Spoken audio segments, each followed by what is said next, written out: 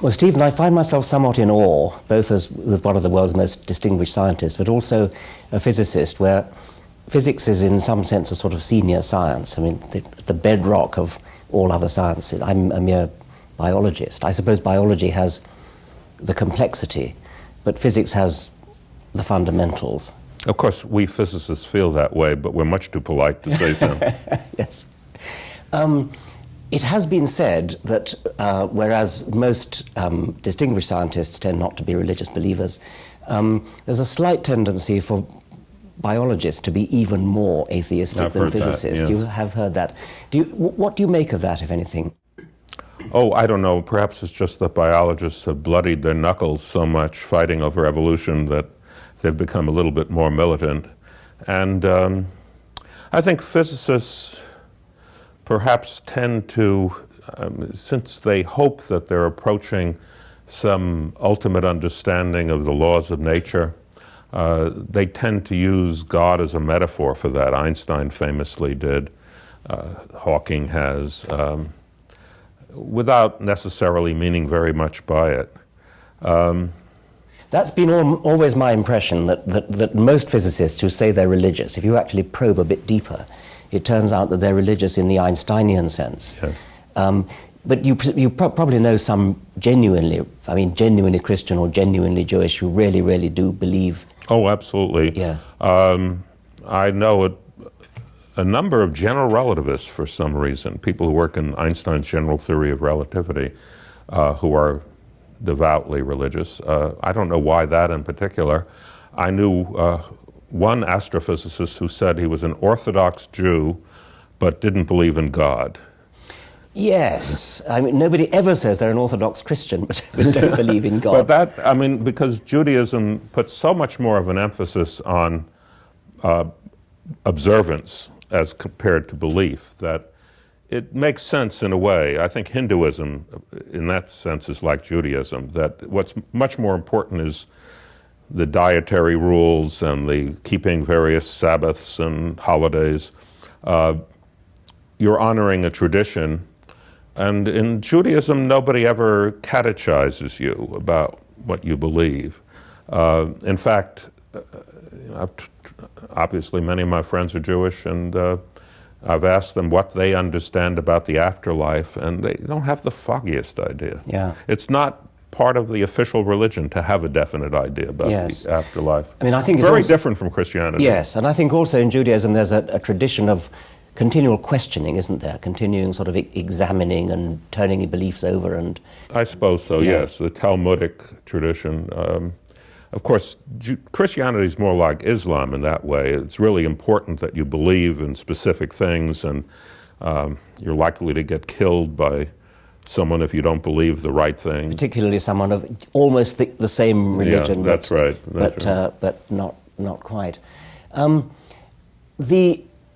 Whenever I'm asked sort of what's the most convincing evidence you could think of, which would really convince you that there is some kind of a supernatural being, I think once upon a time, say in the time of William Paley, biology was it, because the prodigious complexity of life, the beauty of it, the sheer intricacy and the stunning illusion of design which living things project. Paley himself said I think something like, the heavenly bodies are not best fitted to demonstrate the existence of the Creator. You know, I think that's just an accident of the time that Paley lived, because at that time the physical scientists had done a good job of explaining the solar system, although there were still things that were not well understood. But you know, you go back earlier, everything seemed to require a divine explanation. Even Newton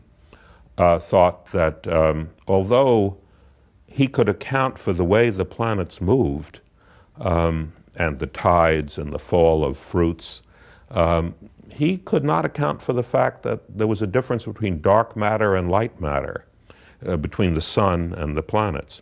And in a letter to Bentley, he said that that was the sort of thing that required divine intervention to explain why the sun shone and the planets did not. Nevertheless, the eye, as the instrument that sees things with sunlight, surely Newton would have regarded that as even more of an evidence of the divine, wouldn't he?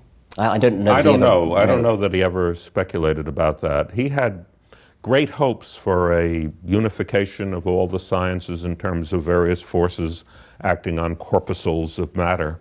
I don't know how far he went in thinking of that would apply to living things. That's an interesting question. Doubtless Newton scholars could tell us, but I don't know the answer. Yes. But it's true that by the early 19th century, when Paley wrote, the outstanding problem that seemed to require a divine explanation was the problem of life. And I believe Cardinal Manning, at least this is what I learned from Lytton Strachey's biography of him, Cardinal Manning became a devout Christian by reading Paley's book. He was so convinced. Well, Darwin himself was. I mean, Darwin himself read Paley as an undergraduate I didn't know at that. Cambridge.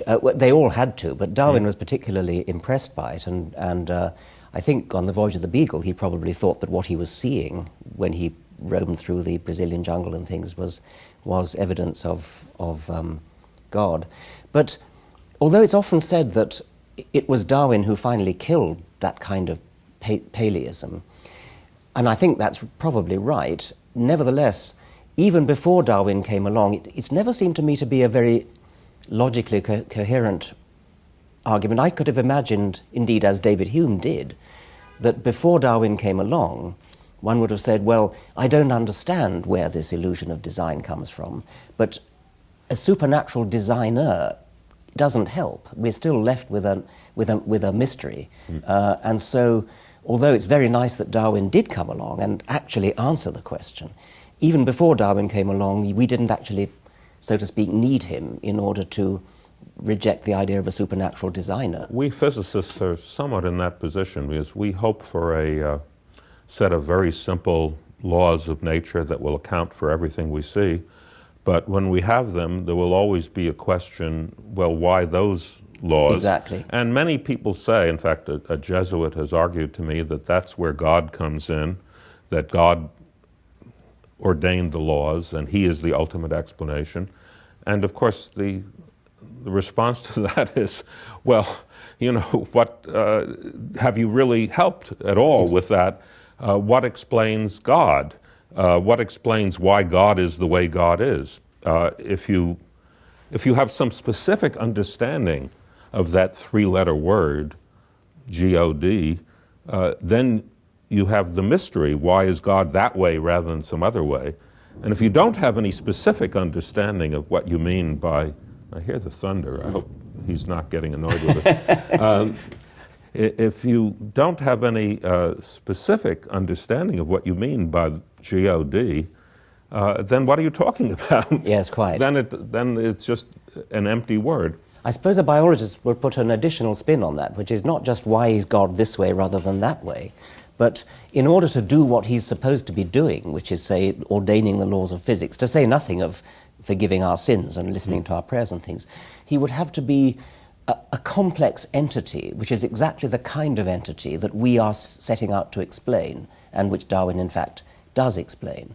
And so, in a way, the Darwinian theory raises our consciousness to the fact that any God worthy of the name would have to be much more complicated than an eye or a brain or a heart, and therefore, particularly, I love this is really great, particularly demanding of just the kind of explanation which he purports to provide. Yes, once just to change the subject for a moment, once in a debate about this sort of thing, someone in the audience said, your view of that there isn't any God is not falsifiable. And I said, yes, it is falsifiable. A bolt of lightning could come down and strike me dead, and then my view would be falsified. Yeah. And I suppose listening to the thunder reminds me of that. But going back to what we were saying, yes,